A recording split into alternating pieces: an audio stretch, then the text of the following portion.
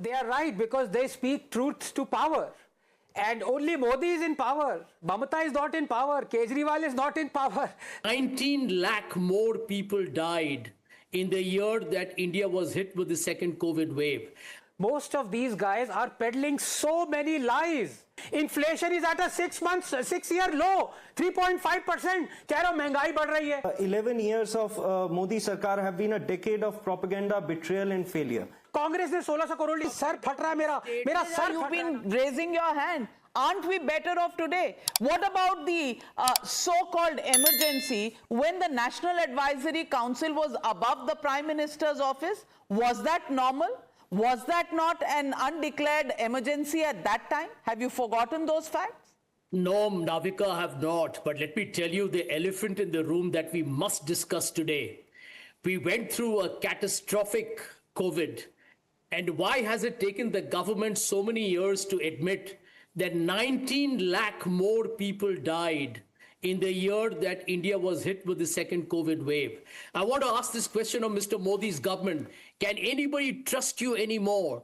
Even human lives are lost and the country is not... Please also ask the state governments who gave no figures for COVID deaths in their own states. And Anand Ranganathan, I love this. The goalposts keep changing. They will never take the blame. The fact is, the national number can only come from the state numbers and aggregation of that. But none of the states ruled by the opposition gave those numbers. Today, only Modi is a liar, but none of them are. Navika, they contradicted the WHO at that point of time. Why did they do that? I think Sanjay Jha, India handled the COVID better than any of the developed nations. And really, world over, we have been praised for it. But obviously, aapko to andhakar hi nazar aata hai. You can only see black. Anand Ranganathan, 10 seconds. That is your opinion. We don't agree. Navika, I really hope and pray that in the oncoming debates you have a live fact checker, because most of these guys are peddling so many lies. They are coming at a breakneck speed. As you correctly, thankfully at least you corrected one of them, कि भाई state governments देती हैं. सबसे ज्यादा जो discrepancy थी वो one of the biggest discrepancy was in Bengal, non BJP ruled states.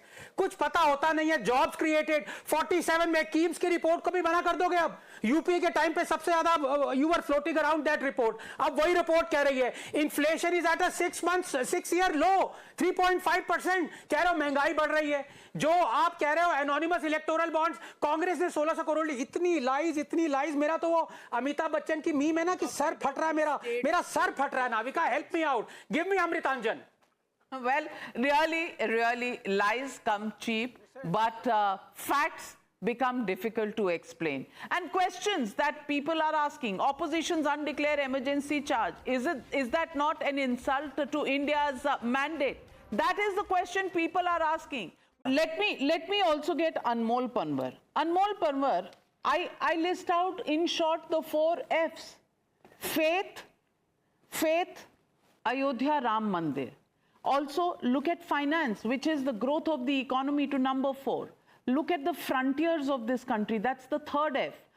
Borders more secure, and the answers that are given today are not the answers that have been given after 26/11 or after the 1993 blast or after Operation Blue Star. We've not seen this kind of response. So frontiers, and then the woman, the female Nari Shakti, the kind of importance that has been given to women, especially through Lakpati Didis, through Ujjwala Yojana. There has been a complete emphasis on that. Does this seem like emergency, or is the Congress finding politics where they should be? If the case is that should highways grow at a faster pace, of course it should. Should more IIMs and IITs be built? Of course they should. Should more trains be built? Of course they should. Should the per capita income go up further? Yes, of course it should.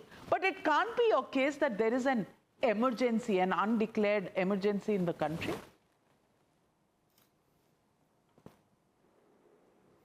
Good evening, Navika ji. I would request you to give me uninterrupted time. Navika ji, 10 years is a long time to produce some real outcomes on ground, whether it be growth, employment, price rise or inflation. But 11 years of Modi Sarkar have been a decade of propaganda, betrayal and failure. And why I am saying this, let me give you some facts. They promised 2 crore jobs, mila kya? Record unemployment and record paper leaks. They promised to end corruption, kya mila? Electoral bond scam. They promised 15 lakh in every account, kya mila? Dhoka. They promised strong action on terrorism, kya mila? Ceasefire under America's pressure.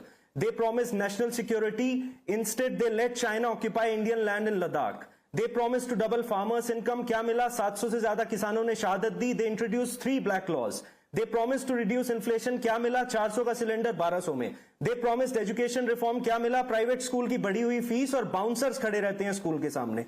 They promised world-class healthcare, kya mila? Ayushman Bharat scam, oxygen shortages and dead bodies floating in rivers.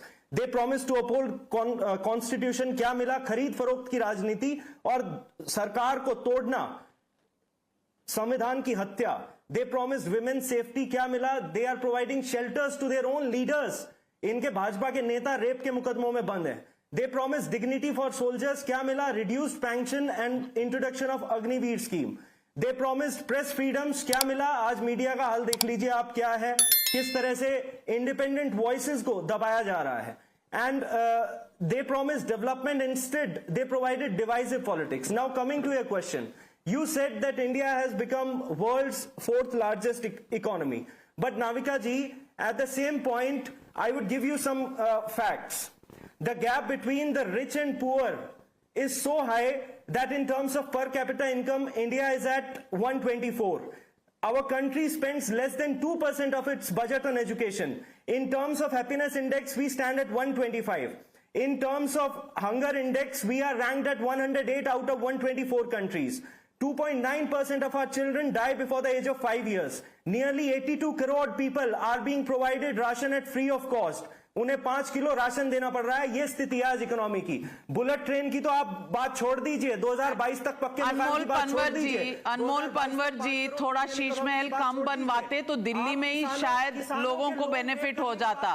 You know, they would have got a little more amenities in Delhi. But all that you have said, 10 seconds. You are very worried about the media. I mean, Anand Ranganathan, everybody is very worried about the media and its independence. None of them want to see what is happening to the media in Bengal. Nobody wants to see the Congress's boycott of media people. Nobody wants to see the Aam Aadmi Party and the Samajwadi Party's various tippanis on the media. पर BJP गलत कर रहा है, ये सबको दिख रहा है. Wasn't a journalist arrested from Punjab? Have you forgotten? Bhavna Kishore, yes. I mean, Bhavna Kishore. Okay. And you're talking about free media under attack. Well, Anand Ranganathan, please respond to the litany of charges. No, that's, I think you're wrong there. Good evening, Navika. You're wrong there because these guys, if you could please get the echo corrected kindly. Yeah. They are right because they speak truths to power. And only Modi is in power. Mamata is not in power. Kejriwal is not in power. That is arresting journalists. That is arresting cartoonists.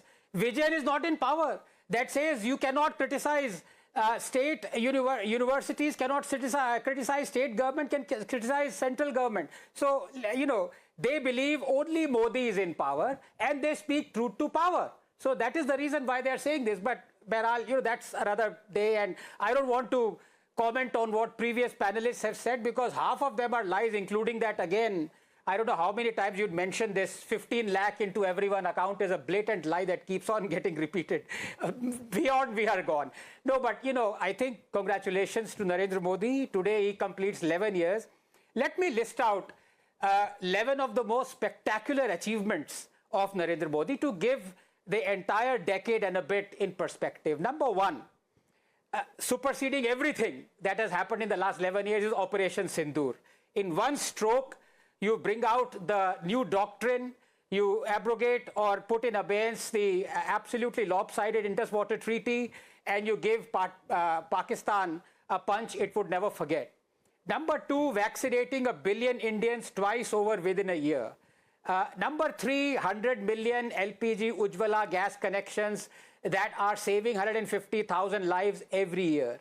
Number 4, 370 abrogation that has brought equality to people who were deprived of it, especially the weaker sections and the Dalits. Number 5, Balakot strike that for the first time in decades called Pakistan's nuclear bluff. Number 6, 112 million Swachh Bharat toilets, where each new toilet built saves a family household 50,000 in health costs. Number 7, 370 million Ayushman Bharat health insurance cards that have slashed out-of-pocket expenditure by almost 27%. Number 8, 50,000 kilometers of highways and so much new infrastructure. Number 9, the CAA Act.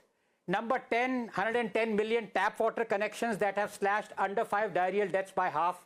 And number 7, Air India privatization. Now, of course, my thing would not be complete if I also were not, in the same breath, mention Narendra Modi's 11 most spectacular failures. Of course, it is subjective. This is my opinion. Number 1, repealing of farm laws. Number 2, continuance of temple control. Number 3, demonetization. Number 4, inaction on Shaheen Bagh, farm protest anarchy. Number 5, not abrogating Places of Worship Act. Number 6, no PSU bank privatization. Number 7, apathetic to Bengal violence and Hindu exodus. And I thank J. Sai Deepak for filing the petitions in 2021 post-Bengal violence. Number 8, buckling on Land Acquisition Act. Number 9, buckling on Nupur. Okay. Number 10, no judicial reforms to talk of. And number 11, continuance of RTE with 93rd Amendment. Having said that, on the whole, India is on a spectacular growth. It's in the right direction, and I congratulate Narendra Modi again.